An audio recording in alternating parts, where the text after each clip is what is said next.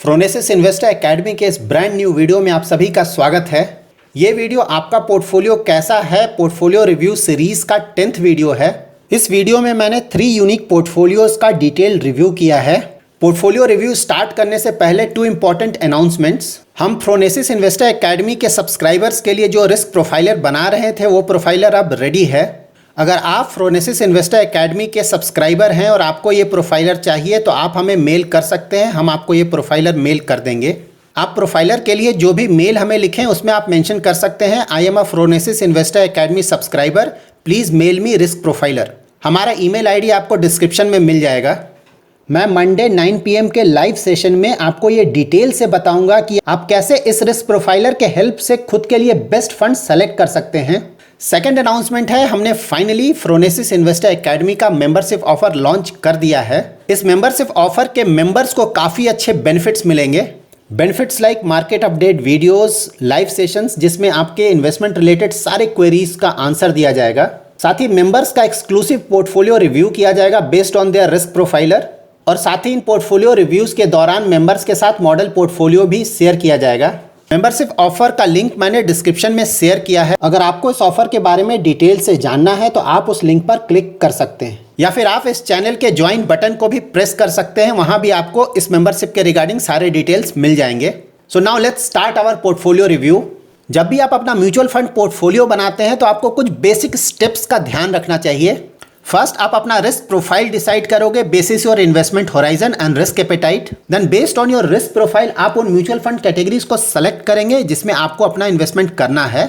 अगर आप new investor हैं तो आपको अपना इन्वेस्टमेंट लार्ज कैप कैटेगरी के म्यूचुअल फंड स्कीम से स्टार्ट करना चाहिए, और सेकंड, इन्वेस्टमेंट ऑप्शन के लिए आप फ्लेक्सी कैप कैटेगरी फंड्स में अपना इन्वेस्टमेंट कर सकते हैं। म्यूचुअल फंड कैटेगरी सेलेक्ट करने के बाद आपको इन रिस्पेक्टिव कैटेगरीज के टॉप फंड्स को सेलेक्ट करना चाहिए अपना इन्वेस्टमेंट करने के लिए। इन्वेस्टमेंट स्टार्ट करते वक्त आप किसी भी कैटेगरी के टॉप 3 या टॉप 5 फंड से बेसिस योर कंफर्ट अपना फंड सेलेक्ट कर सकते हैं। एंड आफ्टर इन्वेस्टमेंट आपको ये भी ध्यान रखना चाहिए कि आप रेगुलरली अपने इन्वेस्टमेंट को मॉनिटर करें। आपको जनरली अपने इन्वेस्टमेंट पोर्टफोलियो का वंस इन 3 और 4 मंथ्स रिव्यू करना चाहिए। Now let's start with our first portfolio review. हमने फर्स्ट रिव्यू के लिए जो पोर्टफोलियो सेलेक्ट किया है वो एक 20 ईयर ओल्ड स्टूडेंट का है। So first of all congratulations कि आपने 20 ईयर से ही अपना इन्वेस्टमेंट स्टार्ट कर लिया है। आपके इन्वेस्टमेंट का बेस्ट पार्ट ये है कि आपने ऑलरेडी अपना goal, investment horizon and risk appetite decide कर लिया है। आपका गोल है रिटायरमेंट प्लानिंग, आपका इन्वेस्टमेंट होराइजन है 40 ईयर्स जो कि काफ़ी अच्छा है, और आपका रिस्क एपेटाइट है एग्रेसिव, दैट मीन्स आप अपने इन्वेस्टमेंट्स में हाई रिस्क ले सकते हैं। इस पोर्टफोलियो में 10 स्कीम्स में इन्वेस्टमेंट किया गया है।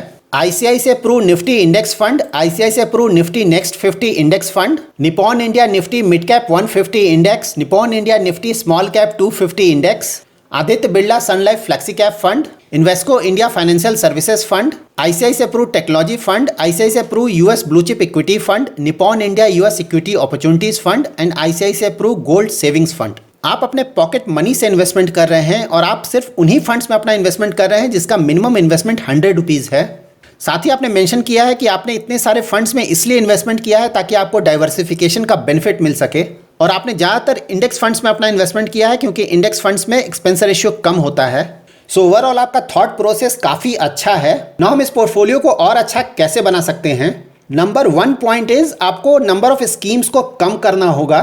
Equity mutual fund schemes generally 30, 40 या 50 स्टॉक्स में इन्वेस्टमेंट करते हैं, तो अगर आप सिर्फ एक म्यूचुअल फंड स्कीम में भी अपना इन्वेस्टमेंट कर रहे हैं तो वो स्कीम ऑलरेडी काफी ज्यादा डाइवर्सिफाइड है। तो आपको अपने म्यूचुअल फंड पोर्टफोलियो को डाइवर्सिफाई करने के लिए काफी ज्यादा स्कीम्स में इन्वेस्टमेंट करने की जरूरत नहीं है। जब भी आप अपना म्यूचुअल फंड पोर्टफोलियो बनाते हैं तो आप ट्राई करें कि उस म्यूचुअल फंड पोर्टफोलियो में 3 to 4 फंड्स ही हो, और अगर आप इंटरनेशनल इक्विटीज और गोल्ड फंड्स भी इंक्लूड करना चाहते हैं तो आप अपने पोर्टफोलियो में नंबर ऑफ स्कीम्स को 5 to 6 तक लिमिट करें।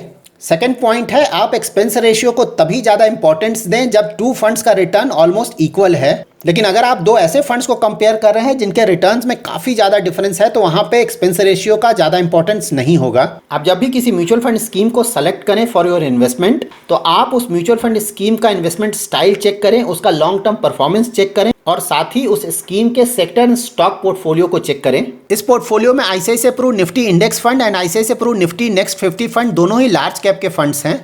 Nippon India Nifty mid cap 150 में लार्ज कैप स्टॉक्स का एक्सपोजर है 9.49%, जबकि मिड कैप स्टॉक्स का एक्सपोजर है 89.66%। Nippon India Nifty small cap 250 में मिड कैप स्टॉक्स का एक्सपोजर है 35.79%, जबकि स्मॉल कैप स्टॉक्स का एक्सपोजर है 63.58%। और Aditya Birla Sun Life flexi cap fund में लार्ज कैप स्टॉक्स का एक्सपोजर है 65.25% और मिड कैप स्टॉक्स का एक्सपोजर है 24.03%। सो इस पोर्टफोलियो के टॉप 5 फंड्स में मार्केट कैप वाइज काफी बड़ा ओवरलैप है। तो अगर आप चाहें तो Nippon India Nifty mid cap 150 and Aditya Birla Sun Life flexi cap fund को अपने पोर्टफोलियो से रिमूव कर सकते हैं। Nippon India Nifty small cap 250 में आप कंटिन्यू कर सकते हैं क्योंकि इसके थ्रू आपको mid cap and small cap में अच्छा एक्सपोजर मिल रहा है और साथ ही आपको लार्ज कैप का अच्छा एक्सपोजर मिल रहा है निफ्टी इंडेक्स और निफ्टी नेक्स्ट 50 इंडेक्स फंड से। आपने 2 थीमेटिक फंड में भी अपना इन्वेस्टमेंट किया है, Invesco India financial services fund and ICICI Pru technology fund.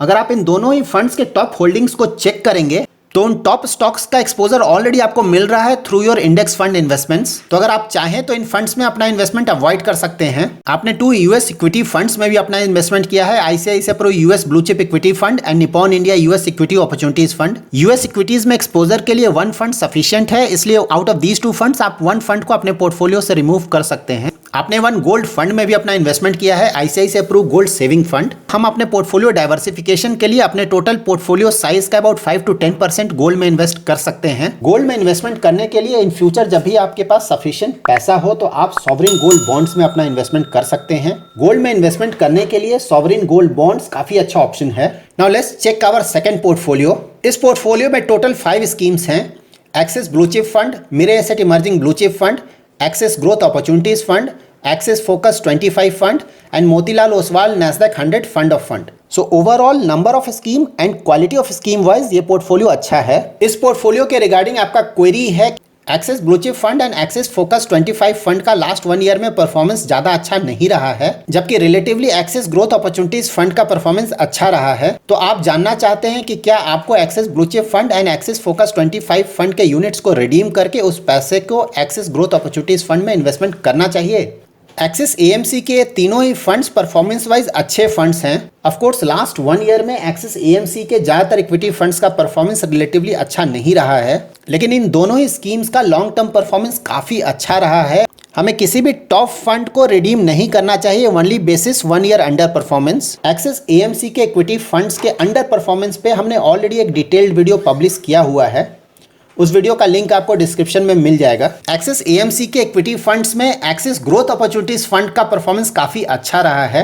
इस फंड के अच्छे परफॉर्मेंस का प्राइमरी रीजन ये है कि ये फंड अपने टोटल एसेट का ऑलमोस्ट 23% इन्वेस्ट कर रहा है फॉरेन इक्विटीज में। इस फंड के कुछ टॉप इक्विटी फॉरेन होल्डिंग्स है, माइक्रोसॉफ्ट कॉर्पोरेशन, अल्फाबेट जो कि गूगल की पेरेंट कंपनी है, Amazon, Facebook and Alibaba. So axis growth opportunities fund भी पराग पारेख फ्लेक्सी कैप फंड की तरह फॉरेन इक्विटीज में मेजर एक्सपोजर ले रहा है, लेकिन दोनों ही फंड्स में एक सिग्निफिकेंट डिफरेंस है। पराग पारेख फ्लेक्सी कैप फंड का पोर्टफोलियो काफी कॉन्सेंट्रेटेड है। पराग पारेख फ्लेक्सी कैप फंड के कुछ टॉप होल्डिंग्स है, अल्फाबेट, इसमें इनका इन्वेस्टमेंट है 8.44%, माइक्रोसॉफ्ट में इनका इन्वेस्टमेंट है 7.43%, फेसबुक में इनका इन्वेस्टमेंट है 6.18% एंड अमेजॉन में इनका इन्वेस्टमेंट है 6%। जबकि एक्सिस ग्रोथ अपॉर्चुनिटीज फंड का पोर्टफोलियो काफी ज्यादा डाइवर्सिफाइड है।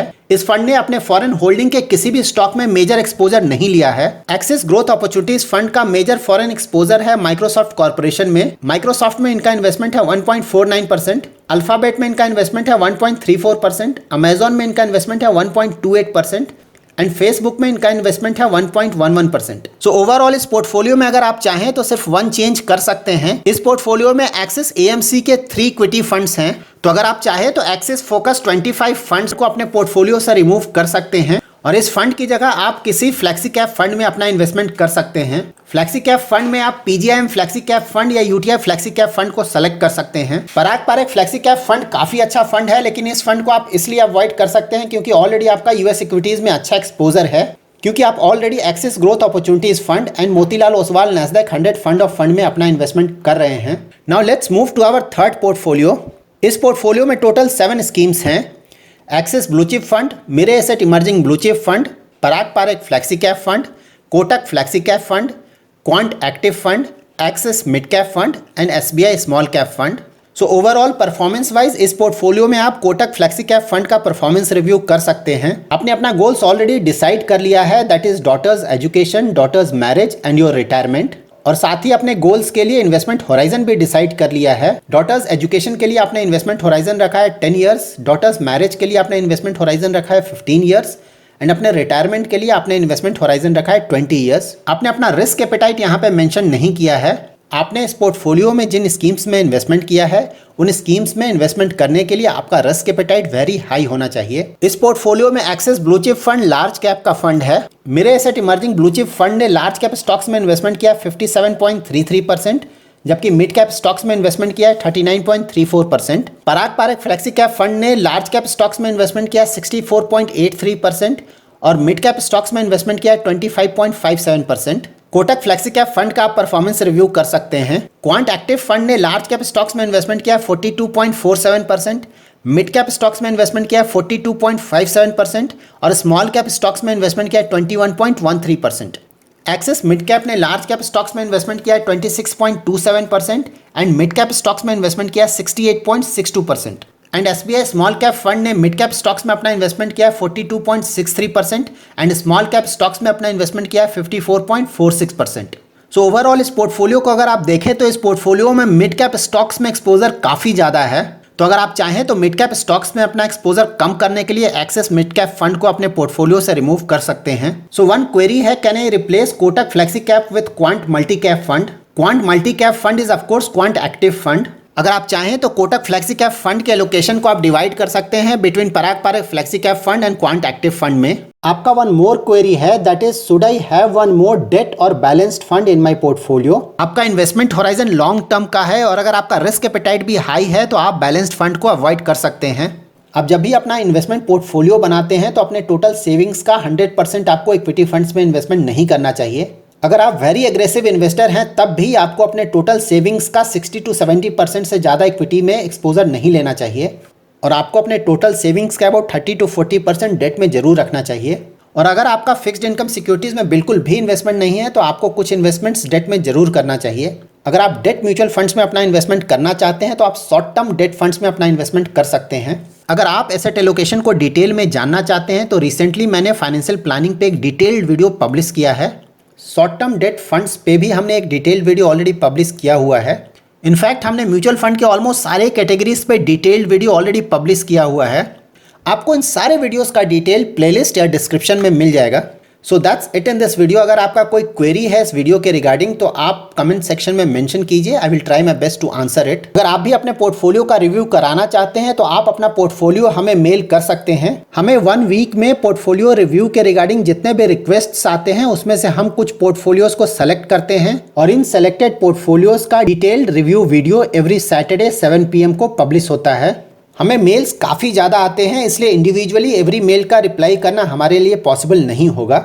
हमारा ईमेल आईडी आपको डिस्क्रिप्शन में मिल जाएगा। अगर आपको यह वीडियो पसंद आया है तो जरूर लाइक एंड शेयर करें और अगर आपने अभी तक हमारा चैनल सब्सक्राइब नहीं किया है तो जरूर सब्सक्राइब करें। Thanks lot for watching.